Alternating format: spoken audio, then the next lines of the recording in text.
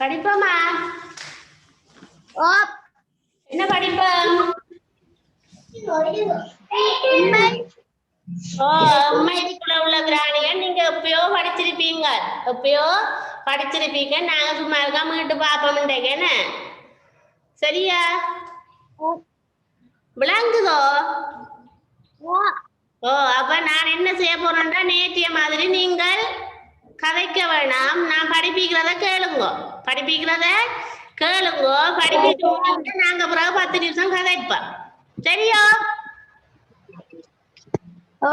சொல்றது சரி. நாங்க படிக்க போறது சுற்றாடல்ல எம்மை சூழ உள்ள பிராணிகள். உங்களுக்கு தெரியும், எங்களையும் எங்களோட சுற்றாடலையும் சுற்றியுள்ள பிராணிகளை பற்றி தெரியும், எல்லாருக்கும் தெரியும். அந்த பிராணிகளை பற்றியும் அவைண்ட வாழிடங்கள், அவை எப்படி வாழினம், வகையான உணவுகளை உட்கொள்ளினம், மனிதனுக்கு அந்த பிராணிகளால் என்னென்ன நன்மை இருக்கு, என்னென்ன தீமை இருக்குன்னு கொஞ்சம் கொஞ்சம் பார்ப்போம். சரியா? எம்மை சூழ உள்ள பிராணிகள்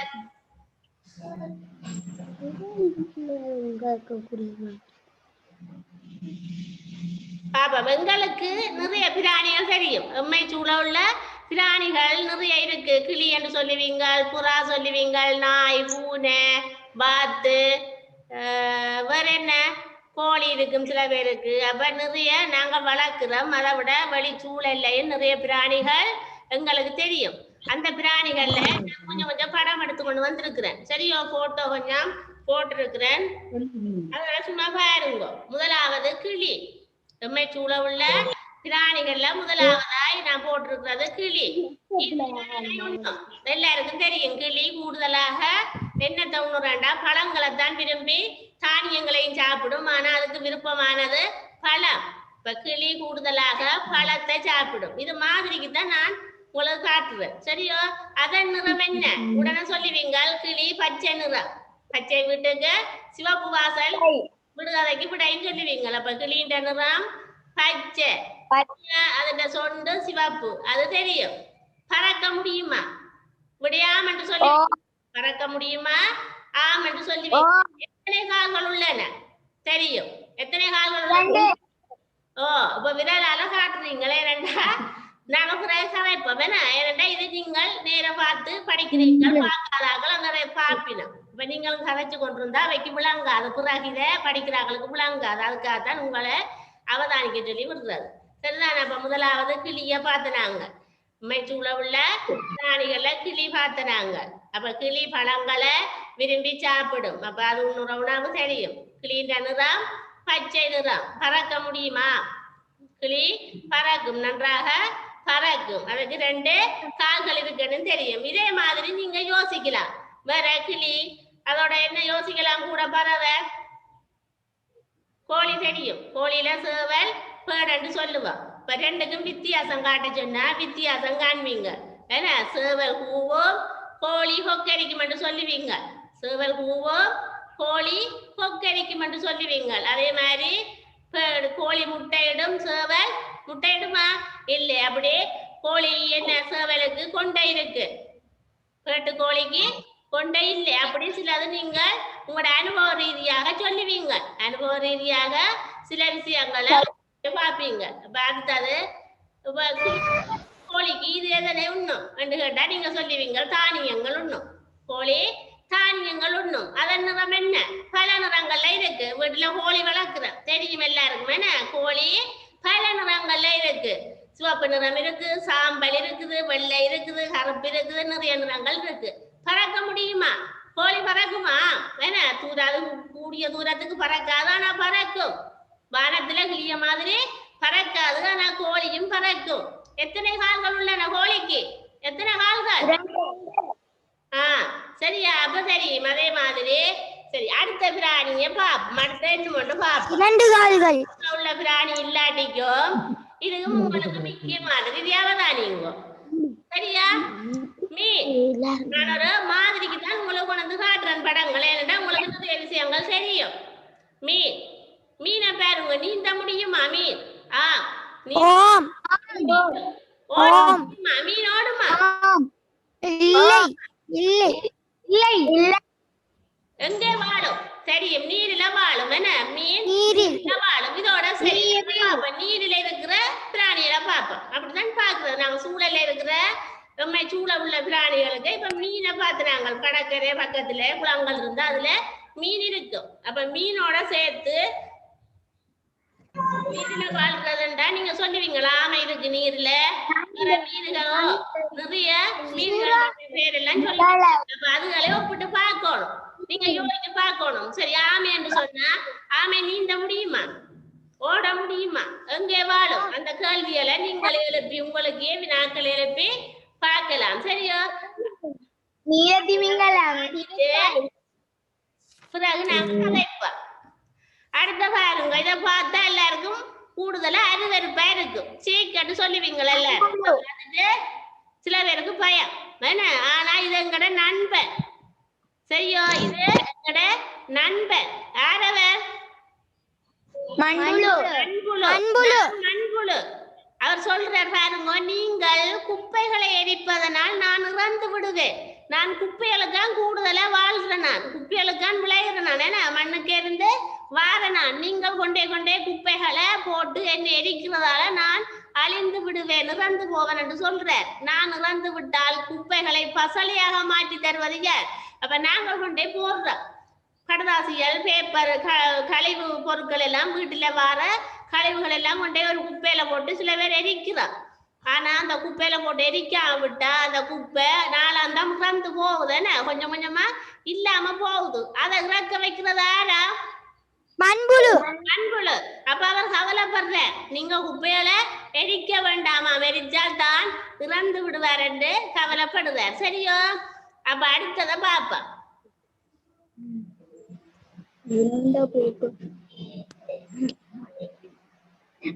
இது பிராணிகளுக்கு நாங்கள் இது கூடுதலா காட்டுல வாழ்றது. என்ன நாங்கள் உண்மை சூழ உள்ள பிராணிகளா கூடுதலா பூனி, நாய், மாடு அப்படி சொல்றது. இது மயில் பறவைக்கும் பெறும், காட்டுல வாழ்ற பறவை இனத்துக்கையும் பெறும் மயில். ஆடி கழிக்கும் மயிலே வா, ஆடி மகளும் வழி சொல்லித்தா. அழகாக ஆடக்கூடிய பறவை மயில். அழகுக்கு நாங்கள் ஒப்புறது மயில். என்ன மயில் எப்ப ஆடும்? மழை வர போதுன்னு சொன்னா என்ன செய்யும் மயில் கூட்டம்? இதையும் மயில் இல்ல ரெண்டு ஆண் மயில் பெண் மயில் எங்களுக்கு பிரிச்சு பாக்குறாங்க. ஓ, ஆண் மயிலுக்கு அழகான தோகை இருக்கும், ஆண் மயிலுக்கு அழகான தோகை இருக்கும், பெண் மயிலுக்கு தோகை இருக்காது. தோகை இல்லாவிட்டால் ஆட முடியுமா? இல்ல. ஆண் மயில் தான் தோகையை விரித்து ஆடும். மழை வர போதண்டா ஆண்மயில் ஆடும். சரி, இந்த மயில் என்ன உணவை சாப்பிடுதுண்டு பாப்பா. மயில் எல்லா வகை உணவு, பூச்சி புழுக்கள் எல்லாம் பொறுக்கி சாப்பிடும், தானியங்களை சாப்பிடும், பழங்கள் சாப்பிடும். நாங்கள் பூச்சி புழுக்கள், நிலத்துல போற பூச்சி புழுக்கள் எல்லாம் பிடிச்சு, பாம்பு எல்லாம் பிடிச்சு சாப்பிடும் மயில். சரியோ?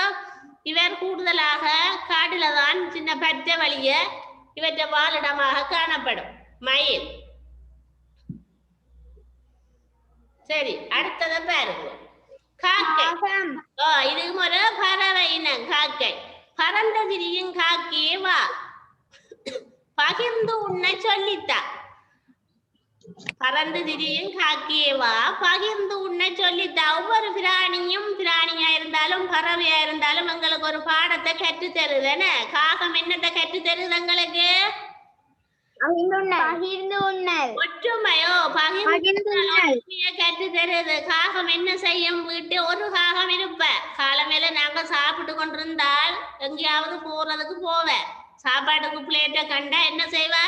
பறந்து வந்து சாப்பாட்டை கண்டோன்னு ஒரு காக ஆண்டுவ. காக ஆண்ட இன்னொரு காகம் பெறும், பிறகு இன்னொரு காக ஆண்டா பிறகு ரெண்டு காகம் பெறும். அப்படியே என்ன செய்வ? தன் கூட்டம் எல்லாத்தையும் கூட்டித்தான் சேர்ந்து சாப்பிடுவார். அப்ப இவர் எங்களுக்கு கற்றுத்தாரது பகிர்ந்து உண்ணுதல்.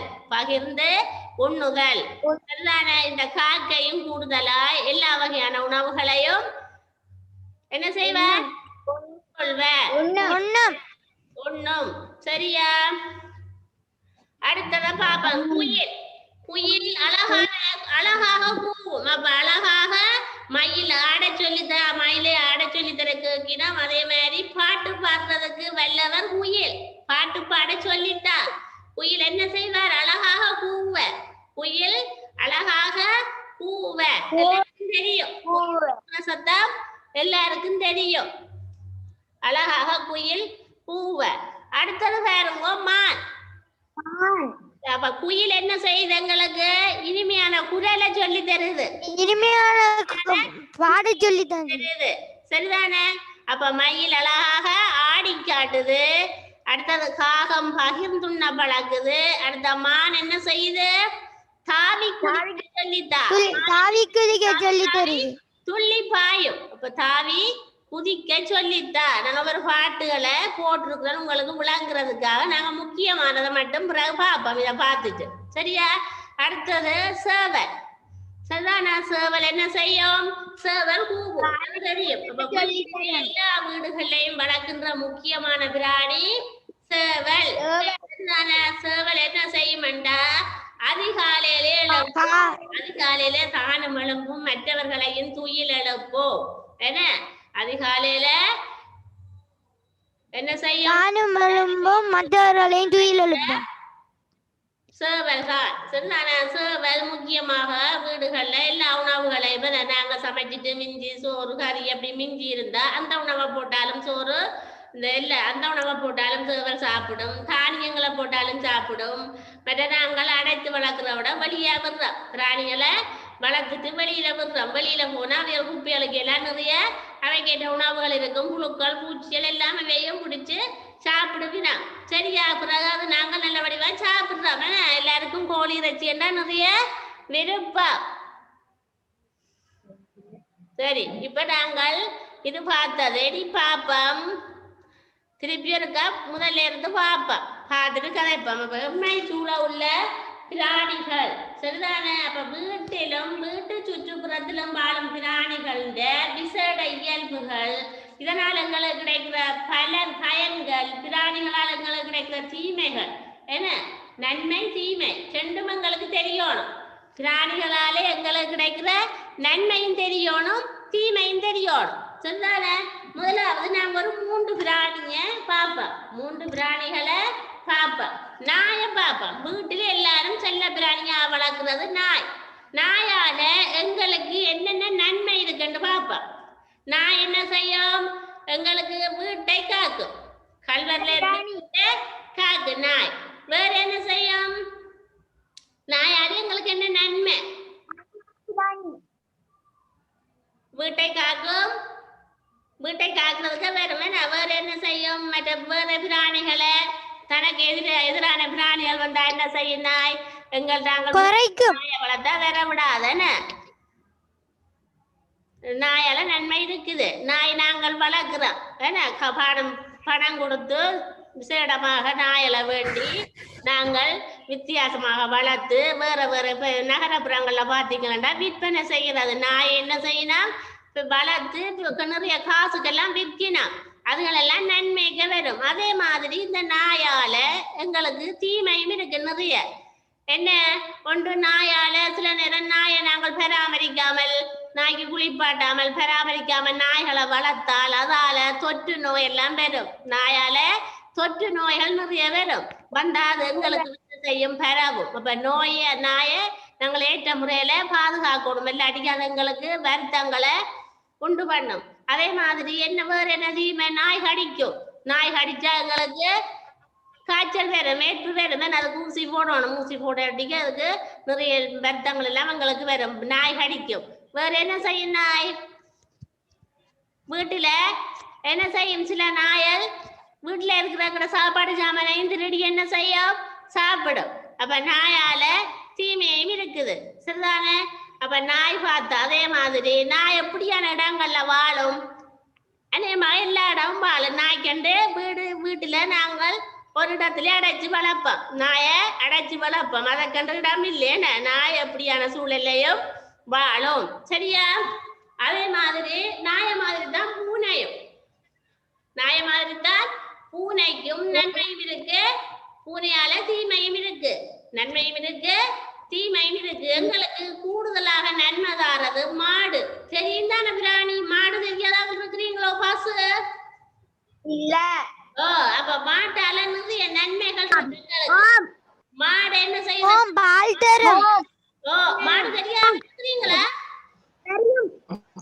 இல்ல அப்ப மாடுல நாங்கள் நாம்பன் நாகு கண்டன பிரிக்கிறோம் எல்லாம் தெரியும் எங்களுக்கு. அதுல பால் கறக்குற மாட்டால நாங்கள் பாலை கறந்து நாளாந்தம் விற்கிறோம். பாலை கறந்து நாளாந்தம் விற்கிறோம். பசுமாடுல இருந்து வித்து நாங்கள் எங்களுக்கு தேவையான பணத்தை சம்பாதிக்கிறோம். மற்றது வயல் உழுறோம். எருது மாட்டால என்ன செய்யறோம்? நாங்கள் வயல் உழுறோம். வயல் உழுது நெல் விதைச்சு அதுல இருந்து வருமானத்தை பெறுறோம். வேற என்ன? கால்நடை என்றும் சொல்றது நாங்க. மாடு வளர்ப்பால வேற என்ன நன்மை இருக்குது? எரு எடுத்தோம். மாடு எரு மாட்டு வண்டி. மாட்டு வண்டி அத பசலையாக மாற்றி விக்கிறோம். மற்ற வீட்டு தோட்டத்துக்கு பயிரிடலாம். என்ன சரி, அதே மாதிரி இந்த மாட்டால தீமையும் இருக்கு. எங்களுக்கு தீமை இருக்கு. என்னென்ன தீமை இருக்கு? கொம்பினால் குத்தும். கொம்பால குத்தும். கொம்பால குத்தும். மாடு கொம்பால குத்தும்.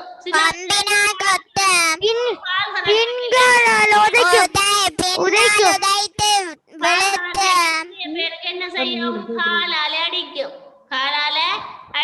வேற என்ன செய்யும்? நாங்கள் வேலிகளை அடைக்காமல் வீட்டு தொடர்ந்து என்ன செய்யும்? சாப்பிட்டு முடிக்கும். அப்ப உங்களுக்கு அது விளங்கிட்டு எம்மை சூழ உள்ள பிராணிகள் விளங்கிட்டு நாங்கள் இப்ப 2 கேள்வி பார்த்துட்டு நாங்க கதைப்போம். நாங்கள் எல்லாரும் சேர்ந்து கொஞ்ச நேரம் கதைப்போம். சரியா? எம்மை சூழ உள்ள பிராணிகள் அவை. இதுக்குரிய எப்படியே சொல்லுங்க.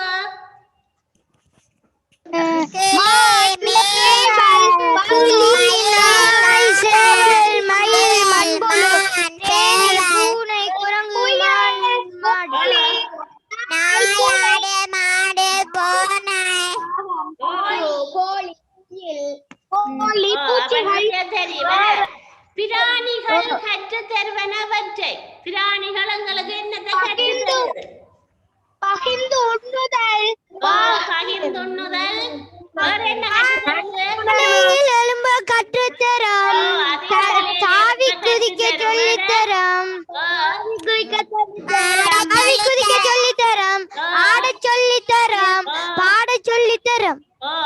சரியா? கற்றுத்தரும். பாட்டு பாட சொல்லித்தரும். தாவி குதிக்க சொல்லித்தரும். பகிர்ந்துண்ண சொல்லித்தரும். என நிறைய பழக்க வழக்கங்களை எங்களுக்கு என்ன செய்யுது? கற்று தருது. சரி, நீங்கள் இந்த பிராணிகளை பற்றி சில கேள்விகளை நீங்களே சொல்லுங்க.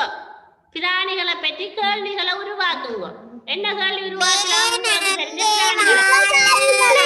பழக்கி தருவது எது? காலையில் எழுப்ப பழக்கி தருவது எது? காலையில் எழுப்ப பழக்கி தருவது எது? அதுக்குரிய விட என்ன? சேவல். ஒரு ஆள் சொல்லக்கூடாதப்பா. எந்த பிராணி?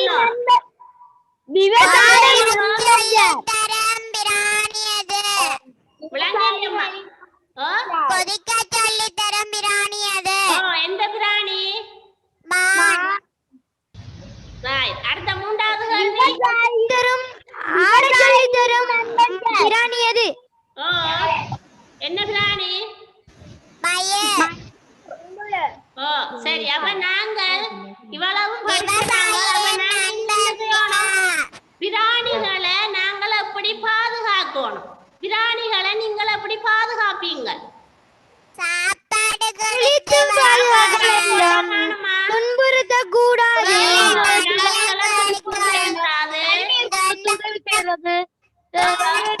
மருந்து போடுதல்.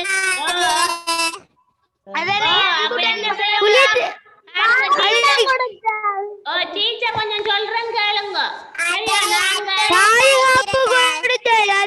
பிராணிகளை நாங்கள் எப்படி பாதுகாக்கணும்டா? ஒன்று, பிராணிகளுக்கு நாங்கள் வாழ்றத மாதிரி ஆரோக்கியமான வாழ்க்கையை கொடுக்கணும். அப்ப ஆரோக்கியமான வாழ்க்கையை கொடுக்குறேன்டா அவைக்கு உரிய நேரத்துல. இப்ப நாங்கள் காலமேண்டா காலை நேரம் அதே நேரத்துக்கு சாப்பிடுறோம்.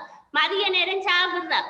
இரவு சாப்பிடுறோம். அப்படி அவைக்கு எப்ப பசி எடுக்குதோ அந்தந்த நேரங்கள்ல நாங்க என்ன செய்யணும்? அவைக்கு அளவாக ஆரோக்கியமான உணவை கொடுக்கணும். பிராணிகளுக்கு உணவை கொடுக்கணும். சரி, அவைக்கு நோய் வார நேரம் நாங்க எங்களை பராமரிக்கிற மாதிரி அவைய என்ன செய்யணும்? நாளாந்தா பராமரிக்கணும். அவைக்குரிய தடுப்பூசி மருந்துகளை என்ன செய்யணும்? அந்தந்த நேரங்கள்ல போட்டுக்கொள்ளணும் சரியா. வேற நாங்க பிராணிகளை துன்புறுத்த கூடாது. வெளியில காட்டுல இருந்து கிளிய பிடிச்சு கொண்டு வந்து கூட்டுக்கு அடைச்சு அதுக்கு கிளிக்கு விருப்பமான பழங்கள் நிறைய உணவுகளை கொடுத்தாலும் கிளி கவலைப்படுது. என்ன கவலைப்படுது?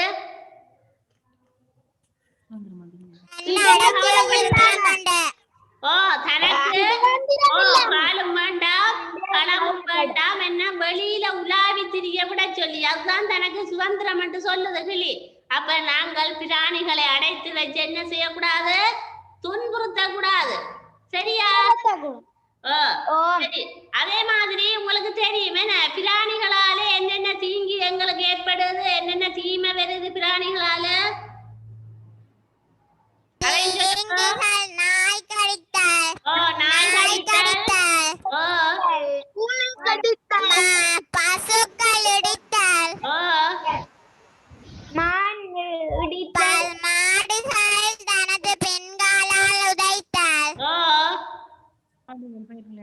எம்மை சூழாத பிராணிக்கு சேவல் கொத்துதல் உள்ள பிராணிக்கு பாம்பும் பெரும் சூழல்ல பாம்பு இருக்குந்தானே.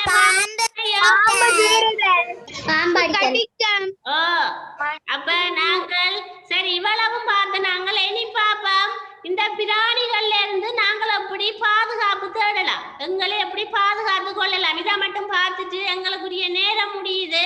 இதை சொல்லுங்க, பிராணிகளால இருந்து நாங்கள் எப்படி பாதுகாப்பு பெறுறது, எப்படி பாதுகாப்பு பெறலாம்,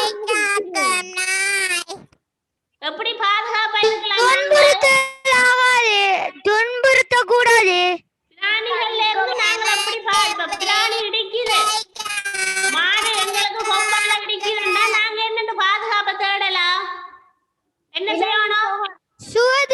சிவப்பு நிற சட்டை போடாமல் இருத்தல். சிவப்பு நிற சட்டை போட. சரி அடுத்த வேற என்ன செய்யலாம்? பாதை ஓரங்கள்ல வீதிகள்ல பிராணிகளை துன்புறுத்த கூடாது. இல்ல வீதியில பிராணிகளை துன்புறுத்த கூடாது. துன்புறுத்தினா எங்களுக்கு என்ன செய்யும்? அப்படி இருந்தா நாங்க பாதுகாப்பு பெற்றுக்கொள்ளலாம். வேற என்ன செய்யலாம்? வேற நாங்கள் எங்களை பாதுகாக்கிற வழி பிராணிகள்ல இருந்து நாங்கள் எப்படி பாதுகாப்பு தேடலாம், என்ன செய்யலாம்? யோசிச்சு சொல்லுங்க.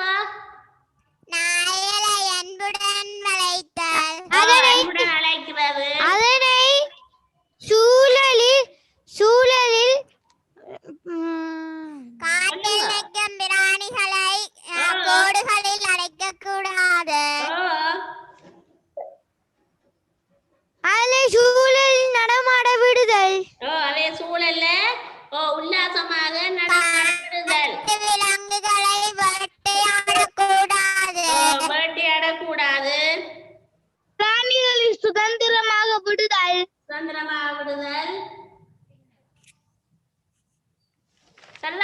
பிராணிக்கு விருப்பமான பழங்களை கொடுத்தல். பிராணிக்கு விருப்பமான பழங்களை கொடுத்தல்.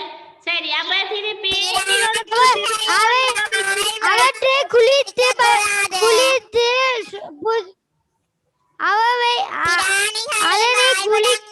குளிப்பாட்ட வேண்டும். சரி ஓகே எல்லாரும் சொல்ற விட சரி. அப்ப நாங்க இன்றைக்கு பார்த்தது எம்மை சூழ உள்ள பிராணிகள்ல நான் 2-3 மாதிரி படம் காட்டினான். இப்ப நிறைய பிராணிகள் பார்த்துட்டோம். எம்மை சூழ உள்ள பிராணிகளவை அவை எவ்வகையான கொள்கின்றன, பிராணிகளால் எங்களுக்கு என்னென்ன நன்மை இருக்கு, பிராணிகளால் எங்களுக்கு என்ன தீமை இருக்கு, நாங்கள் பிராணிகள்ல இருந்து தீமைகள்ல இருந்து எப்படி எங்களை விடுவித்து கொள்ளுறது, பிராணிகள் எங்களுக்கு தீங்கு செய்ய நாங்கள் பிராணிகள்ல இருந்து எந்த வகையில பாதுகாப்பு தேர்தலும் பார்த்து நாங்க இதுல ஏதாவது டவுட் இருந்தா கேளுங்க. இதுல ஏதாவது பிரச்சனை இருக்கா? படிப்பிச்சதுல பிரச்சனை விளங்கல விளங்கிட்டா இல்ல இது படிச்சிருப்பீங்க, திருப்பி திருப்பி படிச்சிருப்பீங்க, விளங்கிட்டுது சரியா? அப்ப இதோட முடிப்போம். இதோட நான் இந்த பாடத்தை 4வது தடவை படிக்கேன். விளங்கல சரி உங்களுக்கு இதோட நாங்க நான்காவது தடவை படிக்கேன் டீச்சர். என்ன சொல்றீங்க? இதோட இந்த பாடம் இதோட நாலாவது இந்த தடவை படிக்கிறேன். பாடத்தை நான் நான்காவது தடவை படிக்கேன் டீச்சர். படிக்கணும். நீங்க இப்ப 4ஆம் ஆண்டு 4வது தடவை படிக்கிறீங்க. நீங்க 5ஆம் ஆண்டுல இன்னொருக்கா படிச்சா 5 தடவை. சரியா? அப்ப நிறைய படிச்சா தான் நீங்க தெரியாத விஷயங்கள் எல்லாம் நிறைய தெரியும். பயந்துண்ண பழகலாம், பாட பழகலாம், ஆட பழகலாம், எல்லாம் பிராணிட்ட இருந்து பழகலாம். ஓகே, முடிப்போமா?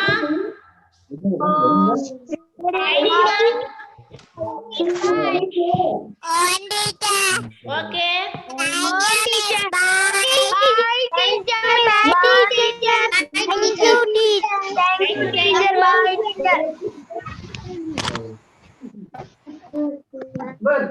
MIIS தானே? மிஸ் MIIS தானே?